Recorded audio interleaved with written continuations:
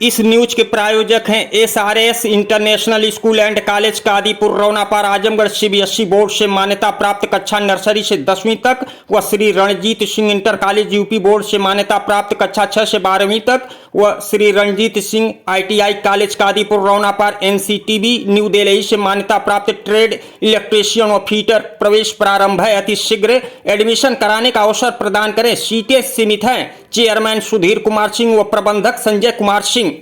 विपक्षी गोलबंदी चल रही है, कांग्रेस का छोड़ना साथ रहना, कई चीजें चल रही, तो क्या कहेंगे आप? देखिए, कुल मिलाकर के आज देश के लिए, लोकतंत्र के लिए, भारतीय संविधान के लिए भारतीय जनता पार्टी खतरा बन चुकी है। देश को बचाना है, लोकतंत्र को बचाना है, संविधान को बचाना है, तो भाजपा को हटाने के लिए सबको एक साथ खड़ा होना पड़ेगा।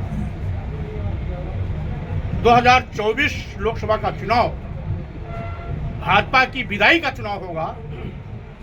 इस बात को लेकर के सारे विपक्षी एक होने की कवायद में लगे हुए हैं और हमें पूरा विश्वास है कि 2024 लोकसभा चुनाव आते आते विपक्षी एकता भी अपनी पराकाष्ठा पर पहुंच जाएगी। लेकिन आपका जो बयान था 14 से लगातार हर चुनाव में अन्य पिछड़ा वर्ग का एक मजबूत वोट भारतीय जनता पार्टी को मिल रहा है। क्या 24 के चुनाव में समाजवादी पार्टी भाजपा के चक्रव्यूह को तोड़ने में कामयाब रहेगी? स्वाभाविक रूप से ये लोकतंत्र है। समय समय पर जब भी राजनीतिक पार्टियों से लोग ठगे जाते हैं, सत्ता उनके साथ धोखा देती है, जनता ही खुद उनके खिलाफ मौके पर चुनाव ताल ठोक के खड़ी हो जाती है। और यही होगा जिस तरीके से आज भाजपा सरकार में पूरे देश का नौजवान बेरोजगारी का दंश झेल रहा है। बेरोजगारी आज आसमान पर है।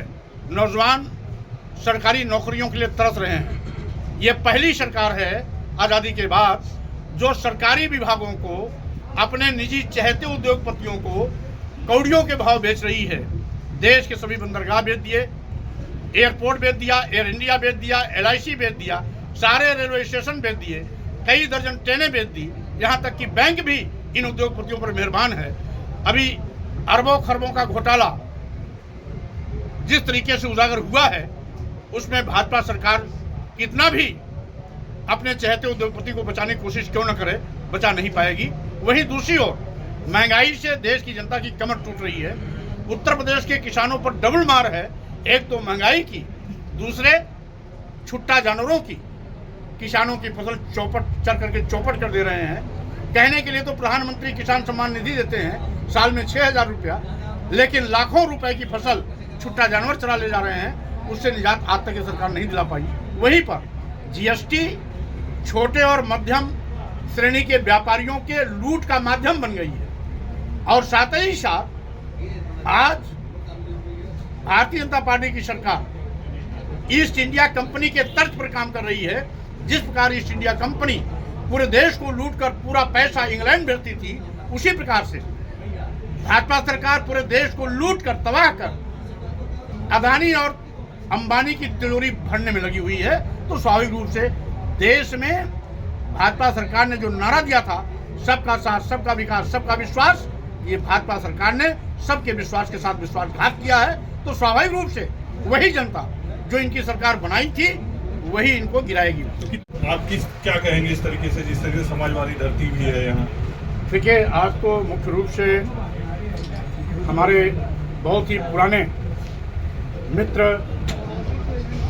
और कर्मठ समाज सेवी डॉक्टर ओम प्रकाश मौर्य जी के अभी हाल में निधन होने के बाद मैं नहीं आ पाया था। आज उनको परिवारिक जनों से मिलने और श्रद्धा सुमन अर्पित करने के लिए मैं यहाँ आया हूँ। चूँकि लोक दल की राजनीति से जब मैंने अपनी राजनीतिक शुरुआत की थी, उस समय के हमारे साथियों में से डॉक्टर ओम प्रकाश मौर्य जी रहे हैं। पारिवारिक रिश्ता भी रहा है। मेरा आना जाना यहाँ प्रायः होता रहा। कई ऐसे मौके आए जब मैं यहाँ रात भी रुका हूँ। तो स्वाभाविक रूप से पूर्व से कार्यक्रमों की अति व्यस्तता के नाते बीच में ना पाने के नाते आज यहाँ पर उपस्थित हुआ, परिवारजनों से मिला और अपने प्रिय मित्र ओम प्रकाश जी को श्रद्धा सुमन भी अर्पित किया। अच्छा, नगर निकाय चुनाव को लेके ओबीसी आरक्षण सर्वे का काम पूरा हो चुका है, क्या आपको लगता है कि सरकार पिछड़े वर्ग के लिए घोषित सीटों पे फिर से समीक्षा करेगी? देखिए, कुल मिलाकर के अभी तक जो भाजपा सरकार का रवैया है, जिस तरीके से सरकारी नौकरियों में अनुसूचित जात, अनुसूचित जनजात और पिछड़े वर्गों के आरक्षण पर डकैती डाली है, इनके हिस्से की सीट को भी अपने चहेतों को बांटा है, उसको देखते हुए इनकी नीयत पर हमें खोट है। सरकार पर हमें भरोसा नहीं है कि समुचित रूप से आरक्षण का लाभ देंगे। हाँ, इतना जरूर है कि प्रकरण माननीय उच्च न्यायालय के विचाराधीन है और माननीय उच्च न्यायालय का जो भी निर्णय होगा हम उसे स्वीकार करेंगे। अच्छा, अगले साल लोकसभा चुनाव जो होना है उसको लेकर समाजवादी पार्टी की क्या मिल जाएगी? अभी जल्दबाजी होगी, कोई इस प्रकार का फोरकास्टिंग करना अभी जल्दबाजी होगी।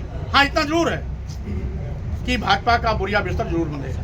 अच्छा, पूर्वोत्तर के राज्यों में जिस तरीके से भाजपा को जीत मिली और उस पर तो भाजपा आगे बढ़ती दिखाई दे रही है। देश की दिशा उत्तर प्रदेश से तय होती है। 80 लोकसभाओं का सीट का उत्तर प्रदेश है और यहीं से राजनीति बनती भी है, यहीं से बिगड़ती भी है। यहीं से मोदी जी प्रधानमंत्री बने थे और यहीं से मोदी जी प्रधानमंत्री गद्दी से उतरेंगे भी। अच्छा, इसलिए रामचरितमानस में दिए गए आपके बयान को लेकर भाजपा नेता आपको राक्षस और असुर कहने की धमकी दे रहे हैं, ऐसे लोगों को आप क्या कहेंगे? अब जो जिस चरित्र का होता है दूसरों को भी अपने चरित्र के मानक पर तौलता है। जो खुद शैतान हैं, जो खुद दुष्टता करते हैं, दूसरों को नीच कहते हैं, अधम कहते हैं, प्रताड़ित करते हैं, अपमानित करते हैं, सिर काटने के लिए इनाम देते हैं, 51 करोड़ 21 लाख का सुपारी देते हैं, जीभ काटने के लिए 5 लाख 11 लाख की पैसा देते हैं और हाथ काटने की बात करते हैं, कान नाक काटने की बात करते हैं, 5 लाख की तलवार खरीद करके लहराते हैं कि हम स्वामी प्रसाद मौर्य की हत्या कर देंगे। अब बताओ, इनसे बड़ा आतंकवादी कौन होगा, इनसे बड़ा शैतान कौन होगा, इनसे बड़ा कसाई कौन होगा? ये क्या कहते हैं वो माने नहीं रखती। आज देश की 97% लोगों की भावनाओं के साथ खिलवाड़ करने वाले लोग अपने गिरेबान में झांक के देखें। स्वामी प्रसाद मौर्य पर उंगली उठाने के पहले अपनी ओर उंगली उठा करके देखें कि वो कहाँ खड़े हैं। लेकिन अतीक वाले मामले में तो मुख्यमंत्री जी का दिन में अतीक के बेटे को मार दिया जाएगा, देख लीजिए। अब जिस तरीके से सरकार की कार्य पद्धति है उसको देख के उन्होंने कहा होगा, लेकिन वो रामगोपाल जी का बयान है, इसलिए अच्छा होगा कि इसके विषय में उनसे बात किया जाए।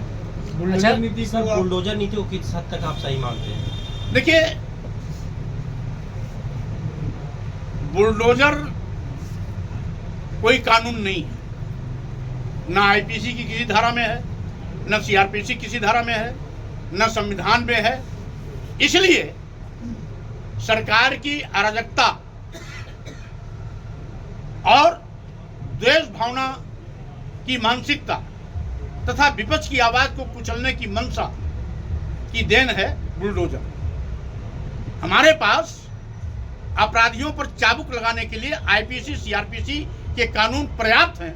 उसके माध्यम से हम किसी भी बड़े से बड़े माफिया को उसकी औकात बता सकते हैं और किसी के पुश्तैनी मकान पर बुलडोजर चला करके हम गुंडागर्दी पर रोक नहीं सकते हैं। एक दो गुंडागर्दी करने वालों के खिलाफ कार्रवाई करिए और 50 और 100 को छोड़ दीजिए, तो ऐसे कानून का राज नहीं आएगा। अच्छा, जो आपने रामचरितमानस में बयान दिया था, क्या आप आज भी उस पर कायम हैं? मैंने तो बहुत पहले कह दिया, एक बार नहीं कहा, कई बार कह दिया। मैंने देश की महिलाओं, आदिवासियों, दलितों, पिछड़ों के सम्मान की बात की है। धर्म का बहाना लेकर, जात सूचक शब्दों का प्रयोग कर, नीच अधम कहना, देश की महिलाओं को प्रताड़ित करने की बात करना, शूद्र समाज को अपमानित करने की बात करना, यह धर्म का हिस्सा नहीं हो सकता।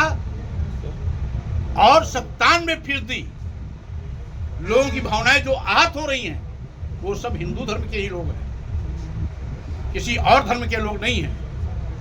तो धर्म के नाम पर धर्म के ठेकेदार 3% लोग 97% हिंदुओं की भावनाओं से खिलवाड़ नहीं कर सकते।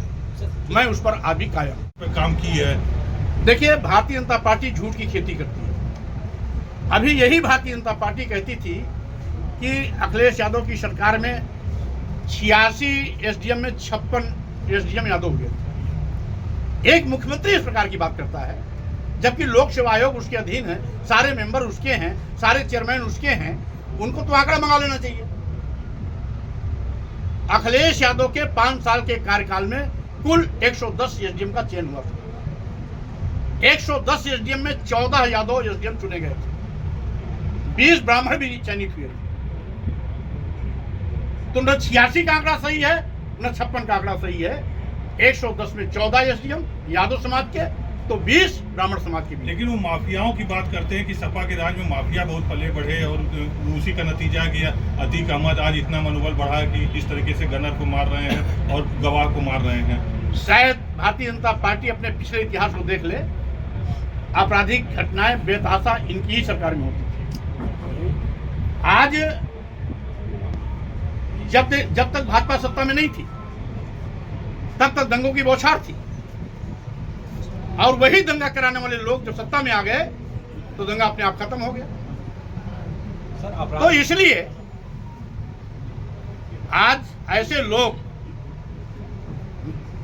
कुछ बोलने के पहले उनको तौलना चाहिए अपने पर कि एक मुख्यमंत्री अगर कोई बात बोलता है तो तथ्यों के आधार पर बोलना चाहिए। सरकार के पास सारे आंकड़े होते हैं, कितने हिस्ट्री स्ट्रीट अपराधी हैं उनके पास लेखा जोखा होता है। 1-2 हिस्ट्री स्ट्रीट अपराधियों के खिलाफ कार्रवाई करने से सारे आपराधिक कृत्यों पर रोक नहीं लगेगी। अगर सही मायने में नियत साफ है तो सारे माफियाओं के खिलाफ कार्रवाई करिए, तब जाके कानून का राज बनेगा। 1-2 के ऊपर कार्रवाई करने से, 1-2 के घर पर बुलडोजर चलाने से नहीं बात बनेगी, जब तक सारे माफियाओं के यहाँ बुलडोजर नहीं चलेगा। प्रोफेसर विपक्ष में कोई ऐसा चेहरा, प्रधानमंत्री का चेहरा कौन होगा? जब जनता पार्टी बनी थी तो उस समय भी कोई चेहरा नहीं था, लेकिन बनने के बाद चेहरा आ गया। जनता दल बना था, उस समय भी कोई चेहरा नहीं था, लेकिन सरकार बनने के बाद चेहरा आ गया। यहाँ पर भी भाजपा की विदाई के बाद अपोजिशन मिलकर जब सरकार बनाएगी तो प्रधानमंत्री का चेहरा बात लोकतंत्र होगा। स्वाभाविक रूप से लोकतंत्र ही हमेशा, जब देश पर मुसीबत आती है तो लोकतांत्रिक व्यवस्था अपने आप, जनता सड़क पे आती है, जनता मैदान में आती है, और लोकतंत्र को जीवंत बनाए रखने के लिए वो संघर्ष भी करती है, रास्ता भी निकालती है। अच्छा, यहाँ आजमगढ़ में एक शहीद सिपाही हुआ है, उसके घर कोई समाजवादी पार्टी का कोई प्रतिनिधिमंडल नहीं गया, क्या कहना चाहेंगे आप? यहाँ हमारे जो संगठन के लोग हैं उनको जानकारी मिल रही, वो जाएंगे। हो सकता है गया भी हो, क्योंकि इसके विषय में जानकारी नहीं है, इसलिए उस पर हम कमेंट नहीं कर सकते। लेकिन किसी भी शहीद के सम्मान में सबसे पहले सरकार को जाना चाहिए, और जो भी हमारे स्थानीय जनप्रतिनिधि हैं किसी पार्टी के, उनको भी बेहिचक उसके सम्मान में उसके आवास पर जाना चाहिए। ठीक।